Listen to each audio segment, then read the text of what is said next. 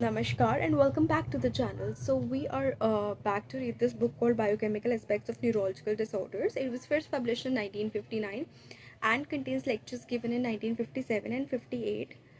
Uh, these lectures were given at the Institute of Neurology, National Hospital, queen square in 1957 and 1958. तो basically हमने इस book से जो chapter शुरू किया था उसका नाम है biochemical aspects of pituitary and adrenal disorders, जो कि ऑथर किया है मिस्टर FTG प्रूनटी जी ने. इस चैप्टर की 2 वीडियोस में पहले कवर कर चुकी हूँ, तो पहले वाली इन्फॉर्मेशन जानने के लिए आप वो देख सकते हैं एंड आपको बहुत हेल्प करेगी वो. आज की जो इन्फॉर्मेशन इस चैप्टर से हम कवर कर रहे हैं वो बेसिकली ये था कि उस वक्त ये माना जाता था कि एस्टिमेट ऑब्टेन करने के लिए एड्रिनल एक्टिविटी का बहुत सारे मेथड्स अप्लाई किए जा चुके थे प्रॉब्लम पे और किए जा सकते थे. ये मेथड्स बहुत कॉम्प्लेक्स हो सकते हैं एंड उनकी चॉइस डिपेंड करती है उस पर जो डेमोन्स्ट्रेट करना चाहता है. ऐसा पॉसिबल है कि आप एक overall type of method use कर सकते हैं जो कि सारे एंड प्रोडक्ट्स को दिखाता है, which will include as many and products as possible, या फिर मोर डिटेल्ड मेथड यूज़ कर सकते हैं जो कि ट्राई एंड फॉलो अप करता है कि इंडिविजुअल मेटाबोलाइट्स को क्या हुआ, what has happened to individual metabolites. ये it can be of course very time consuming procedure था और वेरियस प्रोसीजर्स भी हो सकते थे. तो उसमें ये पाया गया कि जो मेन मेटाबॉलिज्म होता है हाइड्रोकोर्टिसोन का, वो होता है by way of a reduction and a linkage with glucuronic acid, जो कि फाइनली फॉर्म करता है एक ग्लूकुरोनाइड. ये जो फीचर है वो कॉम्प्लिकेट करता है ये लिंकेज और formation, linkage of glucuronic acid and formation of glucuronide basically complicate करता है एनालिसिस को एंड कुछ process to break off the glucuronide fragment being required. दूसरी डायरेक्शन में हाइड्रोकोर्टिसोन जो है can also be broken down to a lesser extent by the removal of the side chain at carbon 17 into some 17 keto steroid substances. इसीलिए ये contribute करता है कुछ to the measurement of total 17 keto steroids.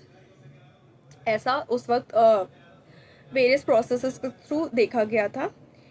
एक idea of the problem involve इसमें यह है कि considering the metabolites of adrenal corticoids, जो कि फिगर 3 में दिए गए थे, बहुत सारे दिए गए थे, तो उनको कंसिडर करना इम्पोर्टेंट था. Largest of the excretion products of hydrocortisone are tetrahydrocortisone and tetrahydrocortisone and tetrahydrocortisone जो है लार्जेस्ट उनके एक्सक्रीशन प्रोडक्ट्स थे हाइड्रोकोर्टिसोन के. एसेंशियल चेंज जो कि होता है in the hydrocortisone is the reduction of the ketone group at carbon 3 and double bond at carbon 4-5, जो कि इम्पोर्टेंट है बायोलॉजिकल एक्टिविटी के लिए. Also small amounts of hydrocortisone present होते हैं यूरिन में. साथ साथ a group of 4 substances, the cortols and cortolones, which are characterized by the fact that the ketone group at carbon 20, which is also necessary for biological activity, has undergone reduction.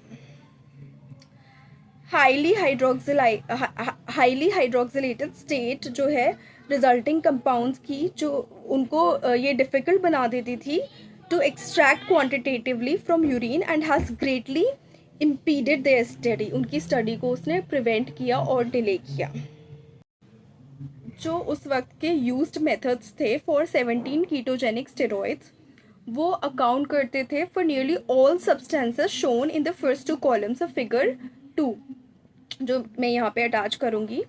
Column 3 में indicate होता था कॉर्टिस्टेरॉन, जो कि appear होता है in urine in very small amounts, लेकिन corresponding reduction product of it, that is tetrahydrocortisone, is probably more important. इस movement पे no very satisfactory methods for dealing with this substance were present, लेकिन it may be of considerable pathological interest, ऐसा उस समय पे माना गया. Research आज तक तो बहुत आगे बढ़ी होगी, लेकिन तब तक वहीं थी. और ये जो कंपाउंड था टेट्राहाइड्रोकोर्टिसोन, ये बहुत ही ज़्यादा पैथोलॉजिकल इंटरेस्ट इसमें कंसिडर किया जा रहा था. So that's it for the video today. अगले इस वीडियो में हम अगले इसके आगे की स्टोरीज़ कवर करेंगे, स्टोरीज़ एक्चुअली फैक्ट्स कवर करेंगे. And thank you so much for staying on the channel. Please like the video, share the video, and subscribe to the channel, and do not forget to hit the bell icon. Thank you so much.